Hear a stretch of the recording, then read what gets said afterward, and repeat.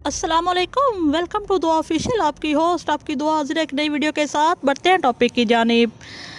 दोस्तों, आज आप सबकी तवज्जो एक अहम इश्यू की तरफ मबज़ूल करवाना चाहती हूँ। चंद पल की मेहनत से आप खुद को और अपनी फैमिली को बहुत सी बीमारियों से महफूज रख सकते हैं। बहुत सी बहनें इस मसले को सीरियस नहीं लेती और आए दिन डॉक्टरों की दुकान के चक्कर लगा लगा कर चकरा जाती हैं और बहुत से पैसे भी छोटी सी गफलत की वजह से ज़ाया करती हैं। जी हाँ, पंजाब समेत कराची के शहरी इन दिनों बंद कमरों में भी महफूज नहीं। ऐसा लगता है कि हम जहाँ जाते हैं मक्खियाँ हमारे साथ चलती हैं, हमारे साथ खाती पीती हैं, यहाँ तक कि हम सोते हैं तो सरहाने बैठकर हमें देखती हैं। गाड़ी के शीशे बंद करें तो अंदर रह जाती हैं, इन्हें भगाने के लिए शीशे खोल दें तो और मक्खियाँ अंदर आ जाती हैं। चाय के कप का तवाफ़ करती हैं, टीवी देखें तो इसके पर चिपक जाती हैं। सुबह सुबह खुली हवा में लंबी सांस लें तो एक ना एक मक्खी अंदर जाने की कोशिश करती है। यहाँ तक कि एयरपोर्ट पर रिश्तेदारों से पहले मक्खियाँ इस्तकबाल करती हैं। आखिर क्या चाहती हैं ये हमसे और ये कहाँ कहाँ से आती हैं, मैं बताती हूँ आपको।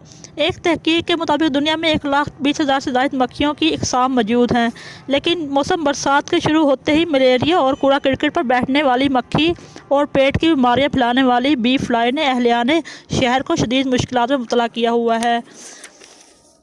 सेहत के आलमी इदारा WHO के मुताबिक ऐसे मकामात जहां खाने पीने की अशिया से बनने वाला कूड़ा किटकिट या फिर नामियाती मादा जैसे फुजला या गोबर मौजूद हो और खुली नालियां गटर जहां सेवरेज की गंदगी मौजूद हो, मक्खियों की अफजाइश नस्ल के लिए बेहतरीन माहौल फराहम करते हैं। बदकिस्मती से पाकिस्तान के इक़्तिसादी मरकज़ कराची में नाकस बलजती निज़ाम के बाइस मक्खियों और मच्छरों की अफजाइश नस्ल के लिए हर किस्म की सहूलत मौजूद है।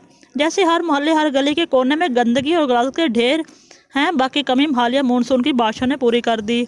आलमी इदारा सेहत WHO के मुताबिक मक्खियाँ रेंगते हुए और खाना खाते हुए बीमारी साथ पैदा करने वाले हयातात यानी मुख्तलिफ़ किस्म के बैक्टीरिया और वायरस को उठा लेती हैं। वो हयातात जो मक्खी की बैरूनी सतह पर कायम रहते हैं वो सिर्फ चंद घंटों के लिए ज़िंदा रह सकते हैं, लेकिन जो खाने पीने में पाए जाते हैं वो मक्खियों की आंत में कई दिन तक ज़िंदा रह सकते हैं। ना सिर्फ ये मक्खियाँ बल्कि गंदगी और साफ़ सुथरी अशिया पर एक ही तरह से अपना फुजला छोड़ जाती हैं। अमरीकी रिपोर्ट के मुताबिक जिस खाने पर मक्खी बैठ जाए वो खाना नुकसानदेह होता है। वो खाना बिल्कुल नहीं खाना चाहिए, इससे बहुत सी ऐसी बीमारियाँ लग जाती हैं जिनके नतीजे चंद सालों बाद मिलते हैं। मक्खियों को केमिकल यानी कीड़े मार दवा या मैकेनिकल ज़राए जैसे टेप या बिजली के करंट से लगने वाले ग्रिड से मारा जा सकता है। ताहम माहौलियाती सफाई सुथराई और हिफ्ज़ान सेहत को बेहतर बनाकर देर पार नतीजे हासिल किए जा सकते हैं। मक्खियों की अफजाइश के तदराक के लिए कूड़ा एक ही जगह पर जमा करें ताकि मक्खियों की अफजाइश के लिए कम से कम जगह मिले। सबसे ज़रूरी बात है कूड़ेदान को प्लास्टिक की चादर या फ्लाई प्रूफ मवाद से ढाँपना चाहिए। इस अमल से मक्खियों को अंडे देने के अमल से रोका जा सकता है, क्योंकि कचरा सड़ जाने के अमल में पैदा होने वाली हरारत मक्खियों को अंडे देने के लिए दरकार होती है। मेरी बहुत सी बहनें मक्खियों की वजह से दिन में 2-2 बार अपने घर को धोती हैं, लेकिन चंद पल सुकून के बाद मक्खियों की बारात फिर सर पर मंडला रही होती है। तो मैं इनसे कहना चाहती हूँ, एक बार धोने के बाद फिनाइल का पोछा लगा लें, मक्खी इस जगह को छोड़कर भाग जाएगी।